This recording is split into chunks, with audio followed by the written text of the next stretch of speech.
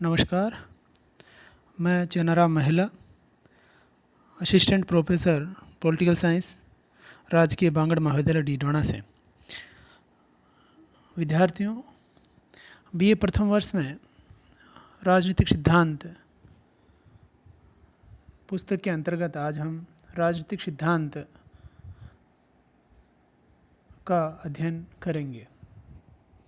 राजनीतिक सिद्धांत का अर्थ व इसका महत्व मैं आज आपको बताऊंगा। राजनीतिक सिद्धांत का इतिहास पुराना है। इसका उद्भव प्राय असंगत और परस्पर विरोधी स्रोतों से हुआ है तथा पालन पोषण ज्ञान की अन्य शाखाओं ने किया है। जब हम राजनीतिक सिद्धांत शब्द पढ़ते हैं या सुनते हैं तो हमें ये जानना ज़रूरी है कि राजनीति के अंदर सिद्धांत शब्द का समावेश बहुत बाद में जाकर के हुआ है। पूर्व में राजनीति, जिसे हम परंपरागत राजनीति कहें, तो वो सिद्धांत का समावेश उसके अंदर नहीं था और इसे जो है स्वायत्त विषय के रूप में दर्जा भी इसको नहीं दिया गया था। लेकिन धीरे धीरे जब हम अरस्तु के बारे में पढ़ते हैं तो अरस्तु ये हम मानते हैं कि वो प्रथम राजनीतिक वैज्ञानिक थे जिन्होंने वैज्ञानिकता का समावेश जो है वो राजनीति के अंतर्गत किया। तो इसका उद्भव जो है वो असंगत रहा और विरोधी स्रोतों से होता हुआ ज्ञान की अन्य शाखाओं से भी, मनोविज्ञान और सामाजिक विज्ञान की अन्य शाखाएं भी इसके अंदर जो है उन्होंने उपयोगी भूमिका इसको सिद्धांत का इसमें समावेश करने में किया है। सिद्धांत यूनानी शब्द थ्योरिया से बना है जिसका अर्थ होता है समझने की दृष्टि।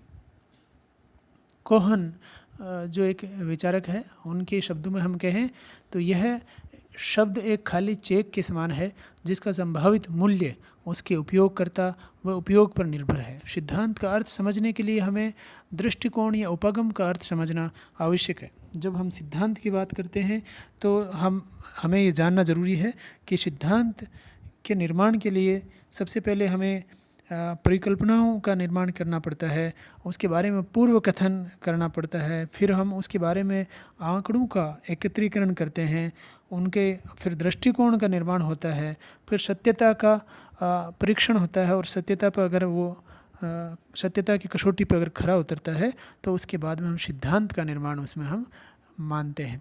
तो जो दृष्टिकोण है उसका क्या अर्थ होता है? दृष्टिकोण है, दृष्टिकोण कह दीजिए या इसको उपागम कह सकते हैं। ये क्या है?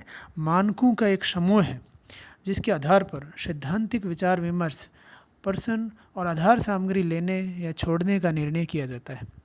किसी भी घटना के अध्ययन के लिए अनेक दृष्टिकोण हो सकते हैं और दृष्टिकोण का ही अगला चरण जो है वो सिद्धांत है। तो जब हम बात करते हैं सिद्धांत के निर्माण की तो उसमें दृष्टिकोण भी उसका एक अवयव माना जा सकता है। दृष्टिकोण मतलब कि इसके किसी भी विषय वस्तु को समझने के लिए उसके प्रति हमारे अलग अलग जो है वो दृष्टिकोण हो सकते हैं। मानकों के अलग अलग एक समूह है, इसको हम मान सकते हैं और जिसको सत्यता पे हम जब परख लेते हैं तो उसके बाद में सिद्धांत का निर्माण हो जाता है। किसी भी विज्ञान के नियमों की व्याख्या ही सिद्धांत है। सिद्धांत वह तर्कसंगत अनुमान है जो किसी भी घटनाक्रम के मूल कारणों की विवेचना करते हैं। सिद्धांत एक विश्लेषणात्मक युक्ति है जिसकी सहायता से तथ्यों की व्याख्या तथा उनके विषय में पूर्व कथन किया जा सकता है। तो एक विश्लेषणात्मक युक्ति है सिद्धांत जिसकी सहायता से तथ्यों की हम व्याख्या कर सकते हैं, पूर्व कथन किया जा सकता है, कह सकते हैं कि उसमें विज्ञान का समावेश हम करा सकते हैं। तो सिद्धांत का राजनीति के साथ में जुड़ना अर्थात राजनीति जो है वो राजनीति विज्ञान बन गई है। राजनीति अब अधिक उपयोगी बन गई है। राजनीति अब और अधिक विश्वसनीयता इसके अंदर जो है वो आ गई है। राजनीति विज्ञान में सिद्धांत का महत्व, तो जब सिद्धांत राजनीति के साथ में जुड़ गया है तो उसके बाद में राजनीति विज्ञान में सिद्धांत के कारण क्या क्या जो है परिवर्तन आए हैं, किस प्रकार ये समाज के लिए किस प्रकार इसकी उपयोगिता जो है वो बढ़ गई है, वो हम पढ़ रहे हैं। इसके अंतर्गत राजनीतिक सिद्धांत राजनीति का निष्पक्ष या विषयपरक वर्णन है। राजनीतिक सिद्धांत वह योजना है जो राजनीतिक विश्व को अर्थ प्रदान करती है। सिद्धांत का राजनीति विज्ञान में उपयोग और महत्व जो इस प्रकार है। प्रथम हम बात करें तो राजनीतिक व्यवहार को समझना। राजनीति विज्ञान में मनुष्य के राजनीतिक आचरण एवं व्यवहार को समझने के लिए जो है हमें राजनीतिक सिद्धांत की आवश्यकता पड़ती है। और जब तक हम राजनीतिक आचरण और व्यवहार को नहीं समझेंगे, तब तक हम राजनीतिक संगठनों और उनकी कार्यप्रणाली को भी समझना हमारे लिए बहुत ही मुश्किल होगा। तो इसके लिए ज़रूरी है कि हम राजनीतिक प्रक्रियाओं का वैज्ञानिक विश्लेषण करें और उनका सामान्यीकरण प्रस्तुत करें। सामान्यीकरण करने का अर्थ है कि उसके ऊपर आप जो है सिद्धांत का निर्माण जब कर लेते हो, वैज्ञानिक विश्लेषण जब कर लेते हो, तो उसके बाद में वो संपूर्ण विश्व के अंदर वो चीज़ जो है उसकी मान्यता एक समान हो जाती है, उस पर कोई प्रश्न चिन्ह फिर नहीं बन सकता है। तो सामान्यीकरण के बाद में, या हम कह सकते हैं सिद्धांत के आने के बाद में, राजनीतिक व्यवहार को समझना हमारे लिए आसान हो गया है। दूसरे महत्व की बात करें तो वो है राजनीति विज्ञान को स्वायत्त विषय के रूप में प्रतिष्ठित करना। हम जानते हैं कि शुरू के अंदर राजनीति विज्ञान जो है वो एक स्वायत्त विषय के रूप में नहीं पढ़ाया जाता था, और शास्त्र के एक अंग के रूप में इसको जो है सहायक अंग के रूप में इसको पढ़ाया जाता था।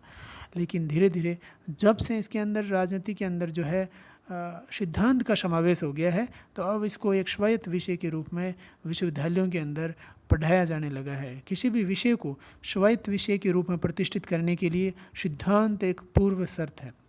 डेविड स्टन जो राजनीति के विद्वान है, उन्होंने कहा है कि राजनीति विज्ञान को ज्ञान की स्वायत्त शाखा का दर्जा दिए जाने के लिए सिद्धांत की भूमिका बहुत महत्वपूर्ण है। तो सिद्धांत के बिना हम कह सकते हैं कि राजनीति को विज्ञान का दर्जा या स्वायत्त विषय का दर्जा जो है वो कतई नहीं मिल सकता था। और जब एक बार इस स्वायत्त विषय का दर्जा इसको मिल गया, तो उसके बाद में इसका जो है इसकी भूमिका जो है समाज के अंदर निश्चित तौर पे हम मानते हैं वो बदल गई है, वो और ज़्यादा जो है प्रासंगिकता इसके अंदर आ गई है। तीसरे महत्व की बात करें तो राजनीति को विज्ञान का अध्ययन बनाना।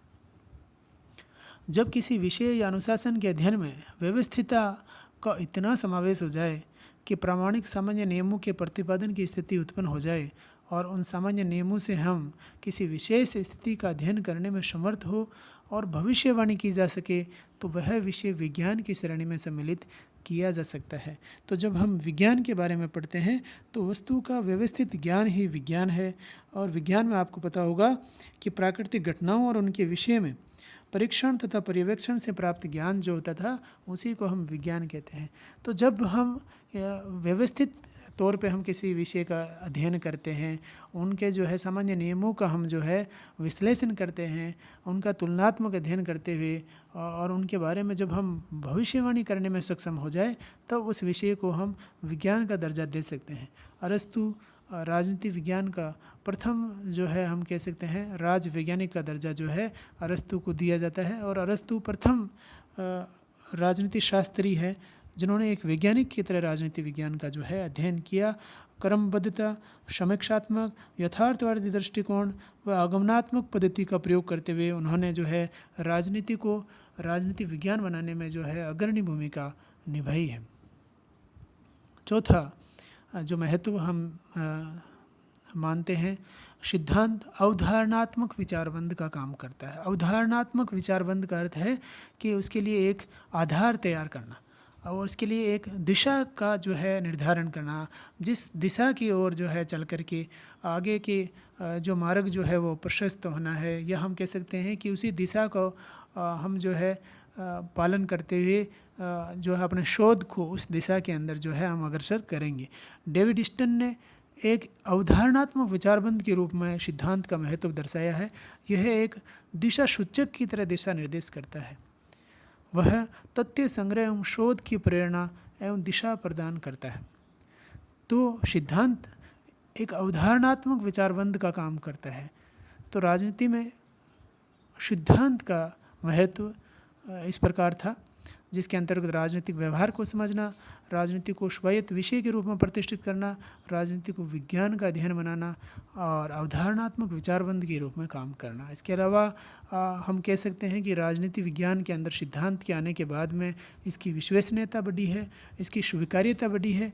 आज जो है दुनिया के किसी भी कोने में हम विश्वविद्यालयों के अंदर जब राजनीति विज्ञान के विद्यार्थियों से बात करते हैं या राजनीति के महत्व की जब हम दूसरे विषयों से तुलना करते हैं, तब हम किसी भी यूँ कह सकते हैं कि किसी भी मायने में राजनीति जो है दूसरे विषयों से कम नहीं है।